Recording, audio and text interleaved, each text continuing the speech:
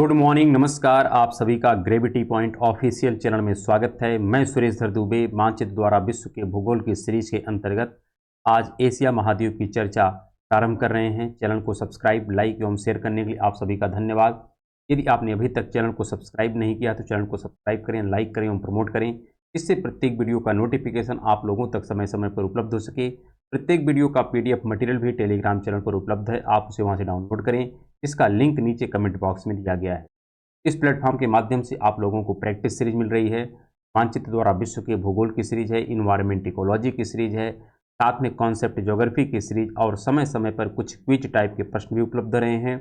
आप इन सभी मटेरियल का भरपूर लाभ उठाएं और अपने एग्जाम को बेहतर करने का पूरा प्रयास करें। हमें आशा है कि आप लोग स्वस्थ होंगे, मस्त होंगे और अपनी पढ़ाई में संलग्न होंगे। तो आइए एक बृहद चर्चा प्रारंभ की जाए एशिया महाद्वीप के विषय में। सबसे पहले तो हम देखते हैं एशिया महाद्वीप का जो क्षेत्रफल है यह 4,44,52,000 वर्ग किलोमीटर है और यह विश्व का सबसे बड़ा महाद्वीप है। यहाँ की जो पॉपुलेशन है यह 400 करोड़ के ऊपर है और यूरेशिया वाला जो सेक्शन है इसमें यूरोप और एशिया का भी पार्ट है। साथ में अगर अक्षांश की बात करें तो 10 डिग्री दक्षिण से प्रारंभ होता है और 80 डिग्री उत्तर तक इसका विस्तार पाया जाता है। अगर हम देशांतर की बात करें तो 25 डिग्री पूरब से प्रारंभ होता है और 170 डिग्री पश्चिम तक इसका विस्तार फैला हुआ है। साथ में अगर हम सर्वोच्च शिखर की बात करें तो माउंट एवरेस्ट है जिसकी ऊंचाई 8,848 मीटर है। और अगर निम्नतम प्लेस की हम बात करें एशिया महाद्वीप में तो वह है डेड सी, मृत सागर, जिसकी समुद्र तल से गहराई जो है 394 मीटर है। अगर हम सबसे गहरा स्थान की बात करें तो उसका नाम है मारियाना गर्त है जो प्रशांत महासागर का पार्ट है और यहाँ पर है चैलेंजर डीप। सबसे बड़ी अगर झील की बात करें तो वहाँ पर है कैस्पियन सागर। सबसे बड़ा अगर सबसे अधिकतम तापमान की हम बात करें तो वो है जैकबाबाद, पाकिस्तान में है, जहाँ का प्लस टेम्परेचर होता है 52 डिग्री सेंटीग्रेड। अगर हम सबसे कम टेम्परेचर की बात करें तो वह है आपका बर्फोयांस्क और यह साइबेरिया के सेक्शन में पाया जाता है। पामीर की गांठ को हम लोग कहते हैं संसार की छत। साथ में अगर सबसे अधिक वर्षा वाला क्षेत्र हम बात करें तो विश्व में कौन सा है, उसका नाम है मासिन राम, जो भारत के मेघालय वाले सेक्शन में देखने को मिलता है।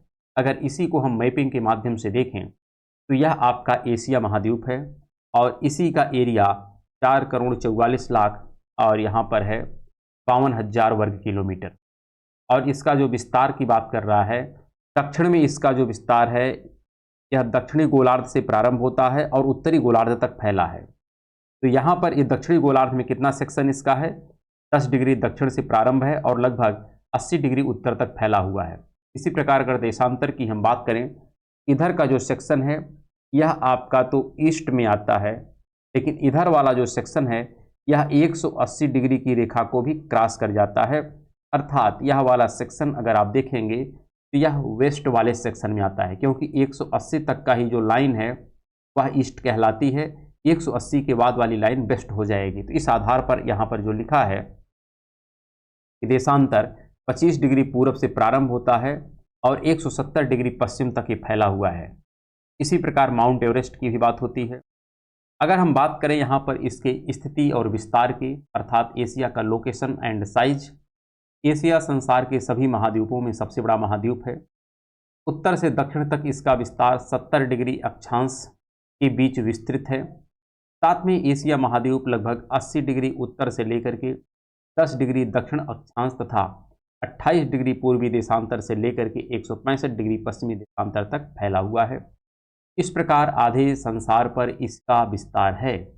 यह यूरोप से लगभग 4.5 गुना और अफ्रीका से 1.5 गुना तथा ऑस्ट्रेलिया से 6 गुना बड़ा महाद्वीप है।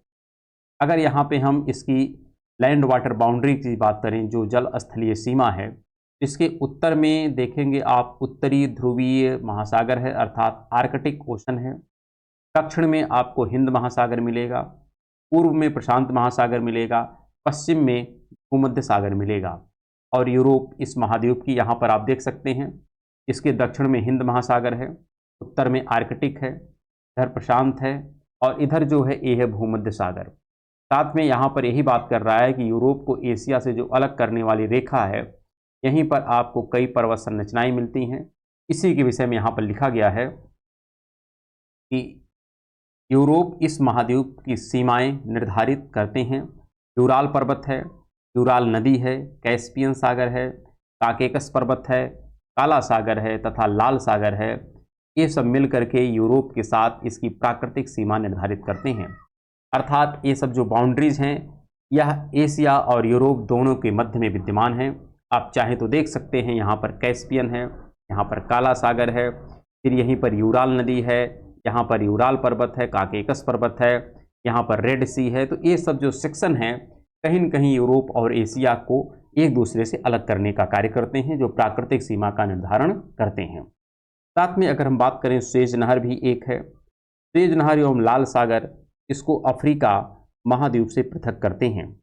साथ में अगर हम बात करें, लगभग 60 किलोमीटर चौड़ा आपको बेरिंग जलडमरू मध्य मिलता है, जो उत्तरी अमेरिका से इसको अलग करता है। इसको भी आप यहाँ पर देख सकते हैं।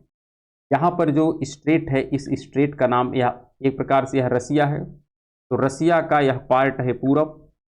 इधर आप जाएंगे तो यहाँ पे बेरिंग सी मिलता है और यहीं पर है बेरिंग स्ट्रेट, और यहाँ पर है ये है अलास्का। अलास्का और रसिया के मध्य में जो स्ट्रेट है ये है बेरिंग स्ट्रेट, जो एशिया को उत्तरी अमेरिका से अलग करता है। साथ में यहाँ पर जो लिखा है ये है सुएज कैनाल। यह सुएज कैनाल अफ्रीका को क्या करता है, एशिया से अलग करने का कार्य करता है। तो यहाँ पर ये सब तथ्य भी हमको क्या करना है, ध्यान में रखना होगा। अगर हम इसके बाद की बात करें यहाँ पर, तो यहाँ पर कुछ तथ्य और भी हमको ध्यान में रखना है। ऑस्ट्रेलिया तथा एशिया के मध्य में, कहाँ पर, ऑस्ट्रेलिया तथा एशिया के मध्य में न्यू गिनी द्वीप इसकी सीमा बनाता है। कौन सा द्वीप, न्यू गिनी द्वीप इसकी सीमा बनाता है। यहाँ पर आप चाहें तो इसको भी देख सकते हैं। यहाँ पर देखिए ये है ऑस्ट्रेलिया का सेक्शन है और यहाँ पर है एशिया का सेक्शन, और यहीं पर आपको नीचे जो देखने को मिलता है ये है न्यू गिनी। क्या है, न्यू गिनी। तो न्यू गिनी जो है यह क्या करता है, एशिया को ऑस्ट्रेलिया से अलग करने का कार्य संपन्न करता है।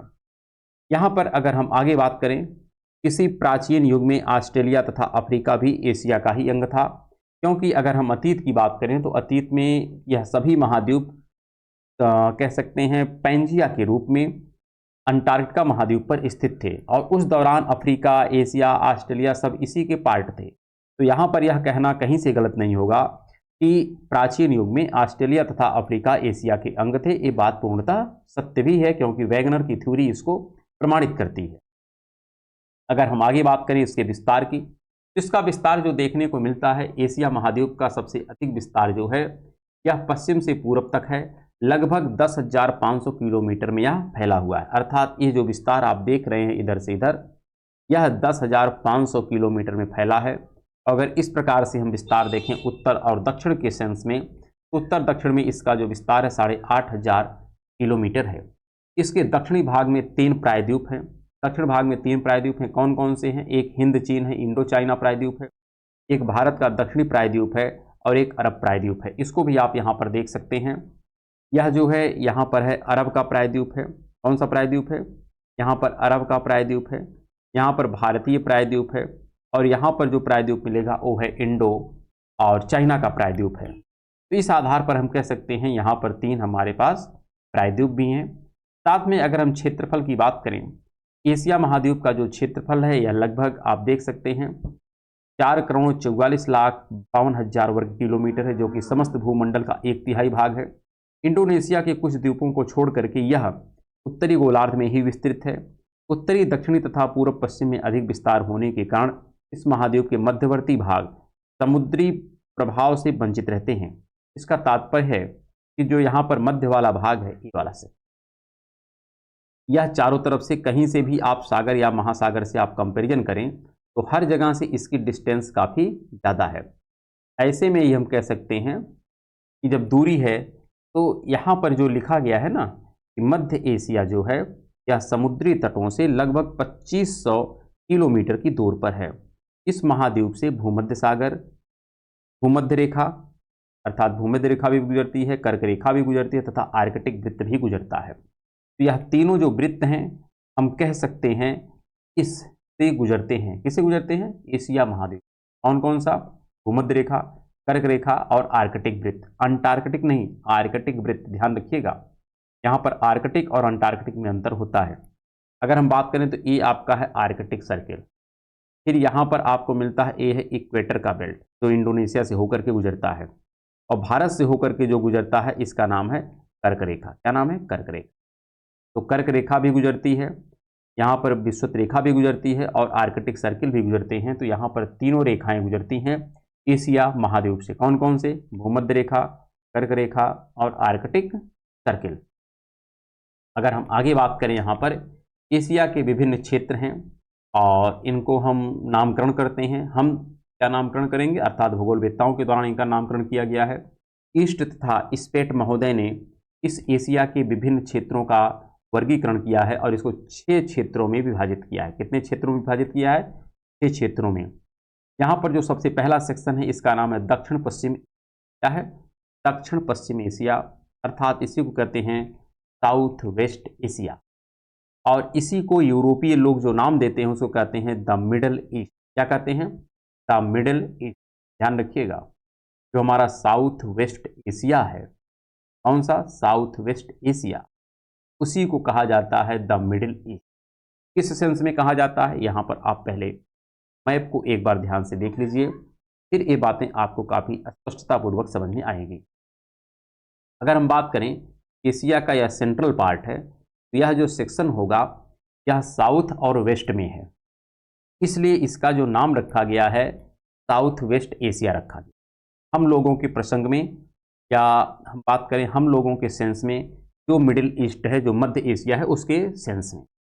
लेकिन अगर हम यूरोप से इसकी तुलना करें, यूरोप के लोग इसको क्या कहते हैं? इसको कहते हैं, यूरोप की तुलना में यह पूरा सेक्शन किधर है? पूरा सेक्शन तो ईस्ट ही है ना। यूरोप के सेंस में पूरा एशिया ईस्ट में ही है, पूर्व में ही है।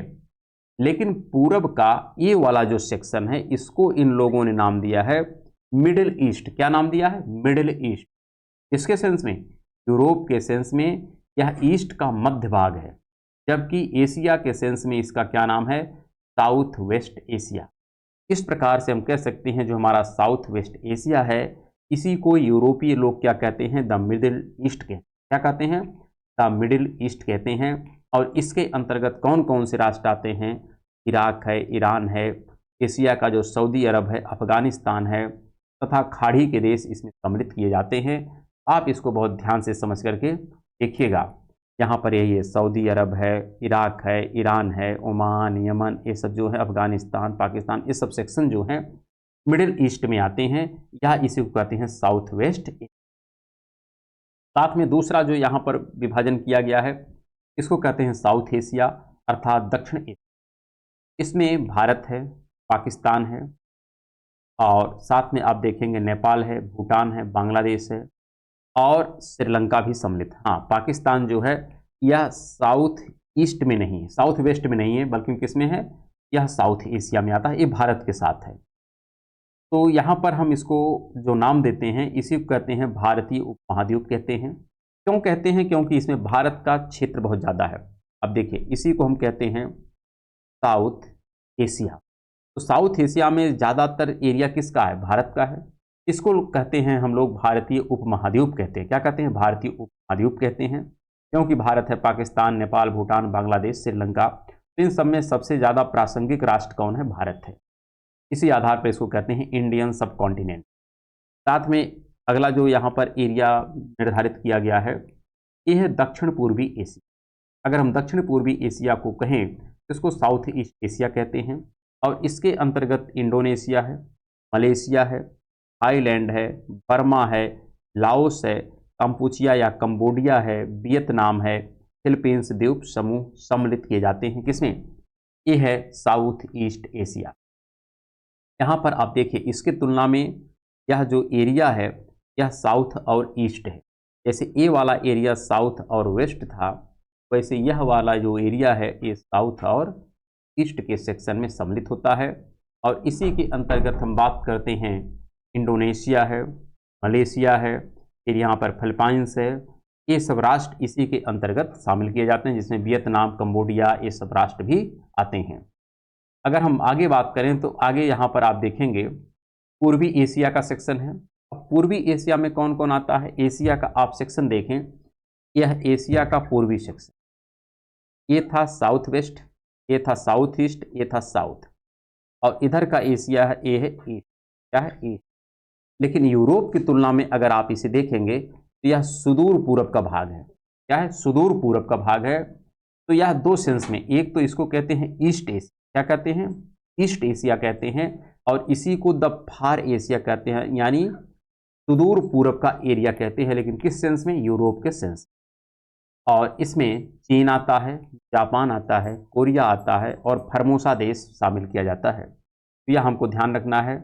इसमें कौन कौन है? चीन है, जापान है, कोरिया है तथा फर्मोसा है। तो यहाँ पर चीन, कोरिया, कोरिया का दो part, north Korea, south Korea, Japan और फर्मोसा, जो यहाँ अतीत का ये क्या है, वर्तमान का क्या है, ताइवान वाला सेक्शन है। साथ में अगर हम बात करें, अगला जो यहाँ पर विभाजन है, ये है उत्तरी एशिया, अर्थात एशिया का ही सेक्शन इसके तुलना में ए है उत्तरी एशिया।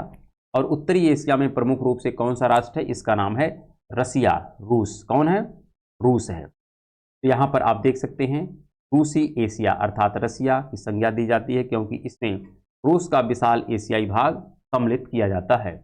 फिर अगर हम आगे बात करें तो आगे है उच्च एशिया अर्थात हाई एशिया। इस क्षेत्र के अंतर्गत मध्य एशिया के उच्च प्रदेश अर्थात जो हमारा मिडिल एशिया है, जिसको हम लोग अपने सेंस में मध्य एशिया कहते हैं, या उसकी बात करता है यह ये वाला सेक्शन, ये वाला हमारा है मिडिल ईस्ट, इसी की बात कर रहा है।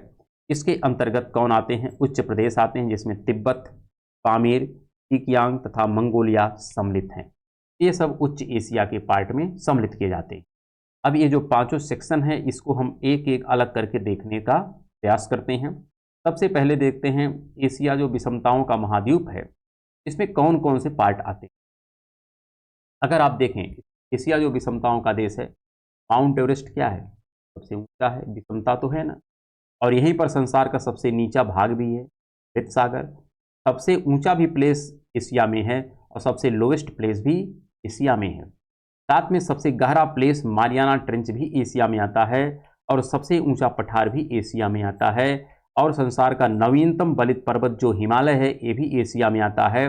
और प्राचीनतम जो पठार है, ये भी एशिया में ही आता है। जो दक्कन का ट्रैप हमारा है, यह प्राचीनतम ट्रैप है। साथ में बात करें संसार की सबसे बड़ी जो झील है, जिसका नाम कैस्पियन सागर है, ये भी एशिया में आता है। और इसके साथ अगर हम बात करें संसार की जो सबसे बड़ी झील है, जिसका नाम बैकाल झील है, ये भी एशिया में आता है।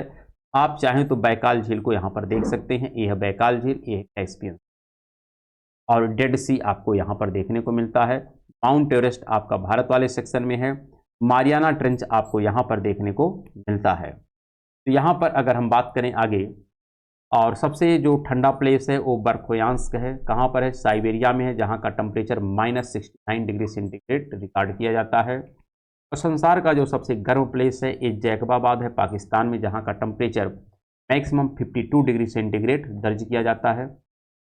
साथ में अगर हम बात करें संसार का अधिकतम तापांतर अर्थात जहाँ का प्लस माइनस टेम्परेचर सबसे ज़्यादा हो, गर्मी का टेम्परेचर बहुत ज़्यादा और ठंडी का टेम्परेचर बहुत कम, वो स्थान आपका है बर्फोयांश। बर्फोयांश का जो टेम्परेचर वेरिएशन है, वह वार्षिक कितना तापांतर होता है? 50 डिग्री सेंटीग्रेड का अंतर होता है। तो विश्व का सर्वाधिक तापांतर बर्फोयांश में ही देखा जाता है, जो साइबेरिया के ही सेक्शन में पाया जाता है। तो यहाँ पर ही आपको बर्फोयांश देखने को मिलता है, जहाँ पर न्यूनतम टेम्परेचर और मैक्सिमम टेम्परेचर का वेरिएशन देखने को मिलता है। और इसी प्रकार अगर बात करें सर्वाधिक वर्षा वाला जो स्थान मासिनराम मेघालय में है, ये भारत का पार्ट है और एशिया में विद्यमान है। साथ में एशिया में कठोर भूमध्य रेखीय वन इंडोनेशिया में मिलते हैं, अर्थात एशिया में भूमध्य रेखीय वन भी पाए जाते हैं, जैसे आपका कांगो बेसिन और अमेजन बेसिन में है। साथ में हम बात करें साइबेरिया में गर्म लकड़ी के टैगा वन भी पाए जाते हैं, नर्म, गर्म नहीं बल्कि नर्म, क्योंकि यहाँ पर जैसे आप कह सकते हैं कनाडा के जो टैगा वन है, उस प्रकार के वन एशिया में भी पाए जाते हैं। और कहाँ पर? साइबेरिया वाले सेक्शन। और एशिया में संसार का सबसे लंबा रेल मार्ग जिसको कहते हैं ट्रांस साइबेरियन रेल मार्ग, जिसकी लंबाई 9300 किलोमीटर है। एशिया में सर्वाधिक जो जनसंख्या वाला देश है, ये है चीन। और एशिया में संसार में सबसे अधिक जनसंख्या वाला जो नगर है, वो है टोक्यो, क्योंकि सर्वाधिक जो जनसंख्या है वो कहाँ पर है? टोक्यो में है। इसी प्रकार अगर एशिया का हम उच्चावच देखें या धरातल स्वरूप देखें, एशिया का जो टोटल टोपोग्राफी है या फिजियोग्राफी, ये 5 सेक्शन में विभाजित है। एक तो यहाँ पर मैदानी सेक्शन पाया जाता है जो उत्तर में है, मध्य में इसके कुछ प्रमुख पठार और पर्वत की श्रृंखलाएं हैं, दक्षिण में कुछ प्रमुख यहाँ पर पठार हैं, कुछ नदी घाटियाँ हैं और कुछ द्वीप श्रृंखलाएं हैं। तो 5 भागों में हम एशिया को विभाजित करते हैं इस दृष्टिकोण से, उच्चावच के दृष्टिकोण। यहाँ पर अब पहले सेक्शन की हम चर्चा करते हैं जो है उत्तरी निम्न मैदान। अगर हम उत्तरी निम्न मैदान के विषय में चर्चा करें, यहाँ पर काफ़ी सेक्शन हमको समझ में आता है। सबसे पहला यहाँ पर जो 5 सेक्शन लिखा गया, एक कहाँ पर है, उत्तरी निम्न मैदान ए वाला सेक्शन है। साथ में जो लिखा है कि यहाँ पर दूसरा लिखा है मध्यवर्ती त्रिभुजाकार पठार ए वाला, ये जो सेक्शन है ये त्रिभुजाकार पठार के सेक्शन है, यहाँ पर बात आती है। फिर यहाँ पर लिखा गया है आपका दक्षिण के प्राचीन पठार, तो दक्षिण के प्राचीन पठार में आप भारत वाला भी देख सकते हैं, यूनान वाला प्रांत भी देख सकते हैं। फिर यहाँ पर लिखा है नदी घाटियाँ, बहुत सी नदी घाटियाँ भी हैं और बहुत से द्वीप श्रृंखलाएं भी हैं जिसकी संरचना हम लोग देखेंगे। ये है द्वीप श्रृंखलाएं हैं और बहुत सी नदी बेसिन भी है जिसमें आपका सिंधु नदी है, फिर गंगा ब्रह्मपुत्रा नदी है, फिर यहाँ पर यांगत्सी नदी है, फिर वांगहो नदी है, बहुत सी नदियाँ हैं जिनका हम बेसिन देखेंगे आगे। तो यहाँ पर सबसे पहले अब डिस्कशन हम करते हैं उत्तर का जो निम्न मैदान है। अब उत्तर के निम्न मैदान की अगर बात करें एशिया में, तो इसके उत्तर में है आर्कटिक महासागर और पूर्व में है यूराल, और पूर्व में यूराल पर्वत के बीच स्थित यह एक त्रिभुजाकार मैदान है जिसमें साइबेरिया का अधिकांश भाग सम्मिलित किया जाता है। अब आप इसी मैदान की बात कर रहे हैं जो मैदान यहाँ पर है। अगर आप देखें तो साइबेरिया का मैदान यही, यहाँ पर आप देखेंगे आर्कटिक है, यहाँ पर यूराल। आर्कटिक और यूराल के मध्य में यह सेक्शन स्थित है और इसमें भी अगर हम बात करें 3 पार्ट है। कितने पार्ट हैं? 3 पार्ट हैं। और एक पार्ट जो रहेगा ये हो जाता है आपका वेस्ट साइबेरिया का प्लेन, एक होता है सेंट्रल साइबेरिया का प्लेन, और इधर वाला जो सेक्शन होता है इसको कहते हैं नॉर्थ ईस्ट साइबेरिया का प्लेन। क्या कहते हैं? नॉर्थ ईस्ट साइबेरिया का प्लेन। तो यहाँ पर होता है नॉर्दर्न साइबेरिया, एक तो हो गया वेस्टर्न प्लेन, एक हो गया सेंट्रल प्लेन साइबेरिया का, और एक हो गया नॉर्दर्न लोलैंड एरिया साइबेरिया का। तो यह 3 पार्ट हैं और यहाँ पर इन मैदानों से गुजरने वाली कुछ नदियाँ हैं जिनका नाम है ओब है, एनसी है और लीना। ये तीनों नदियाँ इसी साइबेरिया के सेक्शन में बहती हैं। इनको भी आप यहाँ पर लोकेट कर सकते हैं मैप के माध्यम से। सबसे पहले तो आप देखिए यहाँ पर जो नदी है ये है ओब है, फिर यहाँ पर लिखा गया है दूसरी नदी का नाम है यांगत्सी है, और फिर जो नदी है उसका नाम है लीना। क्या नाम है? लीना। तो 3 नदियाँ हैं, एक का नाम यांगत्सी है, एक का नाम है ओब है, एक का नाम है लीना। ये तीनों नदियाँ इसी साइबेरिया वाले सेक्शन में देखने को मिलती हैं और इस मैदान के 3 पार्ट हैं, पश्चिमी साइबेरिया, मध्य साइबेरिया और उत्तर पूर्वी निम्न मैदान। अगर आगे हम फिर डिस्कस करें तो यहाँ पर अगला जो भाग है मध्यवर्ती पठारों एवं पर्वतों का त्रिभुज है, और इसके अंतर्गत अगर हम देखें तो central triangle of plateau and mountain आते हैं, और इसी के अंतर्गत जो हम डिस्कस कर रहे हैं ये वाला पार्ट है। कौन सा पार्ट है? ये वाला। इसका शेप लगभग त्रिभुजाकार है। कैसा है? लगभग त्रिभुजाकार है, क्योंकि इस प्रकार से आप अगर इसको पूरा ऐसे बनाएं, एक त्रिभुज का शेप ही यहाँ देखने को मिलता है। तो इसी के विषय में कह रहा है कि जो ये पार्ट है मध्यवर्ती पठार एवं पर्वतों का, एक ऐसा है त्रिभुजाकार है। यहाँ पर एशिया महाद्वीप के मध्य में पठारों तथा पर्वतों की एक त्रिभुज बनती है। पर्वतों का जो केंद्र है ये पामीर का गांठ है, पामीर की पठार है जो इसके सेंट्रल में स्थित है, केंद्र में स्थित। यहीं पर आपको मिलती है, ये है पामीर की गांठ। यहाँ से यहाँ भी संरचना चलती है, इधर भी चलती है और इधर भी चलती है और इधर भी चलती है, तो इसलिए इसको हम क्या कहते हैं? पामीर की गांठ कहते हैं, जहाँ से सभी दिशाओं में पर्वत श्रृंखलाओं का विकास हुआ है। साथ में यहाँ पर बात करें, लिखा है पामीर गांठ से अनेक पर्वत श्रेणियाँ पूर्व एवं पश्चिम की ओर फैली हुई हैं जो कि संसार की सबसे ऊंची पर्वत श्रेणियाँ हैं। पामीर गांठ को संसार की छत कहते हैं। इन पर्वत श्रेणियों के बीच संसार के ऊंचे पठार मिलते हैं, अर्थात इसको हम कहते हैं the heart of Asia consist of a series of lofty plateau surrounded by high mountain. ये जो पर्वत हैं ये नवीन अर्थात नवीन बलित मोड़दार पर्वत हैं। कैसे हैं? मोड़दार पर्वत हैं, या जिसको कहते हैं बलित पर्वत, जिनकी संरचना टर्शियरी कालखंड की है, और इनको हम कहते हैं अल्पाइन युगीन पर्वत संरचना। क्या कहते हैं? अल्पाइन युगीन पर्वत संरचना। लगभग 5 करोड़ वर्ष पहले इन पर्वत संरचनाओं की उत्पत्ति हुई है पामीर गांठ से अगर हम पर्वत श्रेणियां पूर्व तथा पश्चिम में फैली हुई हैं और अगर इसकी चर्चा करें तो आप देखिए यहाँ पर हम अब डिस्कशन करेंगे, एक जो इस तरफ फैली हैं और एक जो इस तरफ फैली। तो सबसे पहले हम देखते हैं जो पश्चिम की तरफ फैली हुई संरचनाएं हैं, इसमें कौन कौन सी संरचना है। तो पश्चिम की तरफ जो फैली हैं पामीर घाट से, उसके अंतर्गत है सुलेमान और किरथर। ये दोनों संरचनाएं कहाँ पर हैं? पाकिस्तान में है। कहाँ पर है? ये है पाकिस्तान में। सुलेमान और किरथर पाकिस्तान के सेक्शन में पाई जाती हैं। यहाँ पर ये है सुलेमान और इसी के जस्ट नीचे यहाँ पर मिलती है किरथर। तो सुलेमान और किरथर पाकिस्तान के सेक्शन में देखने को मिलती है। साथ में हिंदुकुश जो पर्वत संरचना है, यह कैस्पियन सागर के पार काकेशस पर्वत तक फैला हुआ है। यहाँ पर जो, अब देखिए यहाँ पर अगर हम हिंदुकुश की बात करें, यह जो हिंदुकुश पर्वत संरचना है यह बात कर रहा है कि कैस्पियन के पार, कैस्पियन यहाँ पर है, एक कैस्पियन के पार कहाँ तक जाता है? तो यहाँ पर काकेकस तक इसका विस्तार देखने को मिलता है। साथ में अगर हम बात करें इसकी जो दक्षिणी शाखा है वह एलबुर्ज पर्वत के रूप में टारस तथा पौंटिक पर्वतों से मिलती है, क्योंकि इसी की जो दक्षिणी शाखा है, कौन सी शाखा? दक्षिणी शाखा, इसका जब हिंदुकुश जा रहा है तो हिंदुकुश का एक शाखा जाके काकेकस में मिलता है और इसकी जो दक्षिणी शाखा है ये देखिए यहाँ पर आता है और यहाँ पर एक तरफ पौंटिक है और एक तरफ टारस है। तो यही कह रहा है कि जो इसकी दक्षिणी शाखा है एलबुर्ज पर्वत के रूप में, किस पर्वत के रूप में? एलबुर्ज पर्वत के रूप में टारस तथा पौंटिक पर्वतों से मिल जाती है। और फारस की जो खाड़ी है के साथ इसकी एक संरचना जिसका नाम है जयग्रोस पर्वत। क्या नाम है? जयग्रोस पर्वत। तो यही वाला जो सेक्शन जब नीचे की तरफ घूमता है तो इसका नाम हो जाता है जयग्रोस। तो ये सब नाम हमको याद रखना है क्योंकि यहाँ से प्रश्न पूछे जाते हैं। फिर अगर हम बात करें इसके जो अब पूर्वी सेक्शन में चलने वाली पर्वत संरचनाएं हैं, इनके क्या क्या नाम हैं? तो आप देखिए पूरब की ओर संसार की सबसे लंबी पर्वत संरचना सबसे पहले हिमालय ही मिलती है। कौन मिलती है? हिमालय मिलती है, जो भारत में असम राज्य तक फैली हुई है। तो यह जो सेक्शन है ये है हिमालय। हिमालय पूर्व में फैली हुई सबसे लंबी संरचना है नौबलित पर्वतों की। और अगर अन्य की हम बात करें तो यहाँ पर पूरब की ओर चीन तक क्युनलुन श्रेणी फैली है। कौन फैली है? क्युनलुन श्रेणी जो है यह चीन तक फैली है। इसको भी आप देख सकते हैं। इसी के जस्ट ऊपर आपको मिलती है दूसरी संरचना, ये है क्युनलुन संरचना और ये कहाँ तक पहुँचती है? ये चीन में पहुँचती है। कहाँ पहुँचती है? चीन।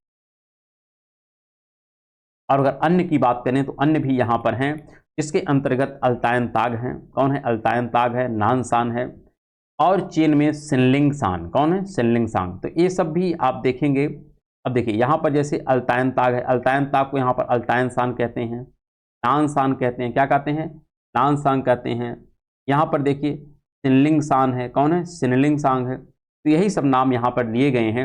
आप चाहें तो इनका नाम यहाँ पर देख सकते हैं, जो नाम लिखा गया है यहाँ पर सिनलिंग सांग, नानसान और यहाँ पर अल्ताई ताग। तो ये सब जो है यह एक प्रकार से चाइना वाले सेक्शन में फैली हुई हैं। और अन्य में अगर बात करें तो आपको मिलता है तियानसान है, अल्ताई ताग तथा कराकोरम और जास्कर। इनको भी आप देख सकते हैं, जैसे तियानसान, तियानसान यहाँ पर है। फिर यहाँ पर बात कर रहा है अल्ताई ताग। तो अल्ताई ताग जो है यहाँ पर थोड़ा उत्तर की तरफ चलता है। और फिर अगर हम बात करें तो ये संरचना है भारत में जो मिलती है उसका नाम क्या है? इसका नाम है कराकोरम है तथा जास्कर। कराकोरम और जास्कर का संबंध भारत के जम्मू कश्मीर वाले सेक्शन से है। इन सबको भी हमको ध्यान में रखना होगा। इस प्रकार से हम कह सकते हैं ये सारी संरचनाएं हैं जो कहाँ पर हैं? इस पामीर की गांठ से निकलती हैं और किस तरफ फैली हैं? इनका विस्तार आपको देखने को मिलता है पूरब की तरफ। किधर मिलता है? पूरब की तरफ। ये सब इनके लोकेशन है जो हमको ध्यान में रखना होगा। अगर हम और आगे बढ़ें, आगे हमको देखने को मिलता है मुख्य पठार तथा बेसिन। यह भी इसी सेंट्रल के पार्ट में आते हैं, अर्थात जो आपका ये लिखा गया है ना मुख्य पर्वत श्रेणियाँ। तो यहाँ पर आप इस मुख्य पर्वत श्रेणियों में हमने पूरब की तरफ विस्तार देखा, पश्चिम की तरफ विस्तार देखा, साथ में इसी में कुछ बेसिन भी हैं, इनका भी नाम हमको देखना है। जैसे सबसे पहला है तिब्बत का पठार। तो तिब्बत का पठार की अगर हम बात करें तो यहाँ पर ये तो है तिब्बत का पठार, प्लेटू ऑफ तिब्बत। साथ में अगर हम बात करें जिसकी ऊंचाई 4000 मीटर है और इसी आधार पर इसको कहते हैं रूफ ऑफ द वर्ल्ड, अर्थात संसार की छत कहते हैं। और अगर बात करें तो यहाँ पर सैदम बेसिन है। सैदम बेसिन अगर हम बात करें क्युनलुन तथा अल्तायन ताग के बीच स्थित एक छोटा पठार है जिसकी भूमि अधिकतर दलदली है। तो यह भी आप यहाँ पर लोकेशन में देख सकते हैं। एक तरफ यहाँ पर पहले इसको हम हटा देते हैं, फिर आपको स्पष्टतापूर्वक दिखाई पड़ेगा। यहाँ पर ये देखिए कुनलुन है और यहाँ पर अल्ताई ताग है, और इन्हीं दोनों के मध्य में जो यहाँ पर बेसिन है इसी का नाम है सैदम बेसिन या क्वेदम बेसिन। तो यही यहाँ पर दिया गया है। साथ में अगर हम बात करें, तारिम बेसिन भी आपको देखने को मिलता है। अल्तायन ताग तथा तियान शान के मध्य में स्थित है तारिम बेसिन। तो तारिम बेसिन को यहाँ पर आप देख सकते हैं, ये है तारिम बेसिन। इसके एक तरफ है तियान शान और एक तरफ आपका है अल्तुन शान। कौन है? अल्ताई ताग। तो अल्ताई ताग और तियान शान के मध्य में स्थित आपका है तारिम बेसिन। साथ में अगर हम बात करें यहाँ पर कि यहाँ पर आप देखेंगे यहाँ से क्या होता है, तकला मकान तथा दुजलिंग बेसिन भी इसको कहते हैं, किसको? इसी तारिम बेसिन की। अच्छा, यहाँ पर लिखा है यह एक शुष्क पठार है जिसका जल मध्य की ओर एक झील में गिरता है, और उस झील का नाम क्या है? तकला मकान तथा जुगरेन बेसिन। क्या नाम है? जुगरेन बेसिन, या उसी को कहते हैं हम लोग तकला मकान। ये सब सेक्शन है जो हमको ध्यान में रखना होगा। साथ में अगर हम बात करें यहाँ पर गोबी मरुस्थल भी हमको देखने को मिलता है। तो गोबी मरुस्थल कहाँ पर? ये मंगोलिया के सेक्शन में है गोबी मरुस्थल। और अगर हम बात करें, यहाँ पर आपको ईरान का पठार भी देखने को मिलता है, प्लेटू ऑफ ईरान। तो प्लेटू ऑफ ईरान आपको यहाँ पर मिलेगा ईरान वाले सेक्शन में। और भी इन सब पे हम विस्तृत चर्चा आगे करेंगे, लेकिन अभी तो बस केवल आपके सामने एक ओवरव्यू दिया जा रहा है कि ये सेक्शन है जो हमको आगे पढ़ना है विस्तृत रूप में। फिर आगे हम बात करें तो अनातोलिया का पठार है। अनातोलिया के पठार को ही हम कहते हैं एशिया का माइनर, और यह कहाँ पर है? तो पॉन्टिक और टारस पर्वतों के मध्य में स्थित है। अब पॉन्टिक तथा टारस कहाँ पर है? हमने डिस्कस किया, यहाँ पर टारस है, यहाँ पर पॉन्टिक है, और इन्हीं दोनों के मध्य में जो सेक्शन है उसी को हम कहते हैं एशिया माइनर। क्या कहते हैं? Asia minor. और इसी को कहते हैं अनातोलिया का पठार। क्या कहते हैं? अनातोलिया का पठार एशिया माइनर कहाँ पर है? पॉन्टिक और टारस के मध्य में स्थित है। अगर हम आगे बात करें तो दक्षिण के कुछ प्राचीन पठार हैं, इसके विषय में हमको जानकारी होनी चाहिए। अब दक्षिण के प्राचीन पठार के अंतर्गत अगर हम देखें तो यहाँ पर हमको कौन कौन से सेक्शन मिलते हैं? एक है अरब का पठार है, एक है प्रायद्वीपीय भारत का पठार है, एक है यूनान एवं हिंद चीन का पठार। अब इसको भी अगर आप देखना चाहें तो इस मैप में आपको स्पष्टता पूर्वक दिखाई पड़ेगा। सबसे पहला यहाँ पर देखिए अरब का पठार है। ये अरब का पेनिनसुला है और अरब का पठार भी ये है। भारत का ये जो है प्रायद्वीपीय पठार है, और यह यूनान का पठार है, और साथ में यहाँ पर ये जो सेक्शन है यह इंडो यूनान का प्रांत है। इस आधार पर यहाँ पर आपको देखने को मिलता है यूनान और हिंद चीन का, अर्थात यूनान एंड इंडो चाइना प्लेटू हो गया या पठार हो गया। साथ में अगर हम बात करें भारत का प्रायद्वीपीय पठार है, प्लेटू ऑफ पेनिनसुलर इंडिया, और अरब का पठार। ये तीन सेक्शन हैं जो दक्षिण के प्राचीन पठारों के अंतर्गत शामिल किए जाते हैं। इसके अतिरिक्त हम देखें तो कुछ यहाँ पर नदी घाटियाँ हैं, जिसके विषय में भी हमको जानकारी होनी चाहिए। कौन कौन सी नदी घाटियाँ हैं? एक तो है दजला फरात। दजला फरात जो नदी घाटी है, इसी के सेक्शन में मेसोपोटामिया का जो पार्ट है, जहाँ पर बेबीलोन सभ्यता की शुरुआत की गई थी, जो प्राचीन बेबीलोन सभ्यता थी। इस प्रकार से मेसोपोटामिया है, भारत का सिंधु सभ्यता है, उसी प्रकार बेबीलोन की सभ्यता भी है। यह मेसोपोटामिया के सेक्शन में प्रफुल्लित हुई है। लेकिन यहाँ पर कौन सी नदियाँ हैं? तो दजला और फरात हैं। अगर इसको आप देखना चाहें तो मैप में यहाँ पर देख सकते हैं। यहाँ पर आपको दो नदियाँ मिलती हैं, एक का नाम है दजला और एक का नाम है फरात। अब दजला फरात अगर आप ध्यान से देखेंगे तो आपको मिलती है, एक का नाम है टिग्रिस और एक का नाम है फरात। तो टिग्रिस और फरात, ये देखिए, ये है टिग्रिस और ये फरात। तो टिग्रिस और फरात अर्थात दजला और फरात यही नदी है। यहीं पर आपको देखने को मिलता है मेसोपोटामिया की सभ्यता, बेबीलोन की सभ्यता। ठीक है, बेबीलोन की सभ्यता है और यहीं पर है मेसोपोटामिया का सेक्शन है। इसी प्रकार अगर हम बात करें सिंधु नदी घाटी, तो सिंधु नदी घाटी का जो पार्ट है या भारत वाले सेक्शन और पाकिस्तान वाले सेक्शन में देखने को मिलता है, जिस पर बहुत बृहद चर्चा आगे की जाएगी जब हम लोग भारतीय मानचित्र का डिस्कशन करेंगे। इसी प्रकार आप देखेंगे यहाँ पर गंगा ब्रह्मपुत्रा का बेसिन मिलता है। और अगर हम बात करें तो आपको देखने को मिलता है गंगा ब्रह्मपुत्रा भी है। यांगत्सी कियांग का यह चाइना वाले सेक्शन में मिलता है, और ह्वांगहो भी चाइना वाले सेक्शन में मिलता है, और ह्वांगहो को ही चीन का क्या कहते हैं, शोक कहते हैं, क्योंकि यहाँ पर जो तटबंध होते हैं ये तटबंध बाढ़ के कारण टूट जाते हैं, इसलिए हम ह्वांगहो को क्या कहते हैं, चीन का शोक कहते हैं। ये भी सेक्शन यहाँ पर दिया गया है। अब जैसे आप देखेंगे तो ये है ह्वांगहो है और यहाँ पर ये है यांगत्सी। क्या है, यांगत्सी। तो यांगत्सी और ह्वांगहो ही नदी बेसिन है जिसके विषय में हम लोगों को जानकारी प्राप्त करनी है आगे। इसी प्रकार अगर हम बात करें, म्यांमार में हमको मिलती है इरावदी नदी। कौन मिलती है, इरावदी नदी घाटी। और हिंद चीन में मिलती है मेकांग नदी घाटी। तो ये भी सेक्शन आपको देखने को मिलता है। यहाँ पर है इरावदी नदी और यहाँ पर जो नदी मिलती है ये है मेकांग। कौन है, मेकांग नदी। मेकांग नदी को यहाँ पर लिखा गया हिंद चीन। कारण क्या है, यहाँ पर हिंद के भी कुछ पार्ट हैं और चीन के भी कुछ पार्ट हैं, इसलिए इसको हिंद चीन में मेकांग नदी घाटी का भी नाम दिया जाता है। इसी प्रकार अगर हम बात करें, एक सेक्शन है जहाँ पर द्वीप श्रृंखलाएं हैं जिसके विषय में हमको स्पष्टता होनी चाहिए, क्योंकि 5 पार्ट थे उच्चावच के अंतर्गत और उस 5 पार्ट के अंतर्गत हमने सबसे पहला ये मैदान पढ़ा है, दूसरे पार्ट में ये त्रिभुजाकार क्षेत्र पढ़ा है जो हमको स्पष्ट होना चाहिए, और फिर हमने देखा है कुछ हमारे पास पठार थे, फिर कुछ नदी घाटियां हैं, अब पढ़ रहे हैं द्वीप श्रृंखलाएं। ये जो द्वीप श्रृंखलाएं हैं एशिया के पूर्व में द्वीपमाला चाप की भांति फैली हुई है और इसी के अंतर्गत इंडोनेशिया है, फिलिपाइन है, जापान और क्यूराइल के द्वीप प्रमुख हैं। इस प्रकार से इंडोनेशिया है, फिलिपाइंस है, जापान है और क्यूराइल ये पार्ट हैं। और इसी में अगर हम नाम देखें, अंडमान निकोबार वाला सेक्शन भी आता है, क्योंकि ऐसे ये पूरा चाप बना हुआ है। और इसमें सुमात्रा है, जावा है, क्योंकि ये सुमात्रा है, ये जावा है। फिर आगे आएंगे तो यहाँ पर आपको बोर्नियो देखने को मिलता है, फिर फिलिपाइंस मिलता है।